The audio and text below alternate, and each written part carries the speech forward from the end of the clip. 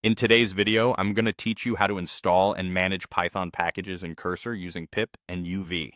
By the end, you'll know exactly how to open the terminal, pick the right Python interpreter, install packages, and, if you prefer, use the faster UV workflow recommended by Cursor's docs.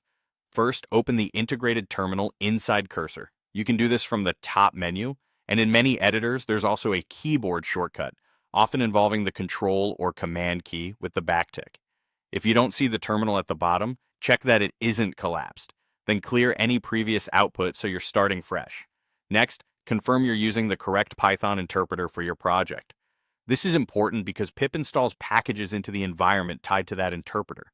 Look at the status bar to see which interpreter is active. If you need to switch, open the command palette with the standard shortcut and search for Python, select interpreter. Choose the interpreter or virtual environment that matches your project. Taking a moment to verify this prevents those module not found errors later. With the environment selected, you can run pip commands right in the terminal. To install a single package like requests, type pip install requests and press enter. If your project has a requirements.txt file, install everything at once with pip install .r requirements.txt. This ensures you're aligned with the project's dependency list.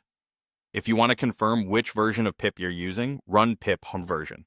It can be helpful to double-check that pip is tied to the interpreter you selected, especially if you work with multiple environments. Sometimes, after installing new packages, Cursor's language server may need a refresh to pick everything up. If your imports still look unresolved, close and reopen Cursor to let the IDE re-index the environment. If you want a faster and more efficient workflow, Cursor's documentation often recommends using UV for Python package management. If UV isn't installed yet, add it with pip install UV. Then, to add a dependency such as pandas, run UV add pandas.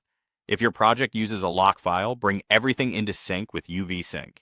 This approach provides speed and reproducibility, keeping your environment consistent across machines and teammates. That's it.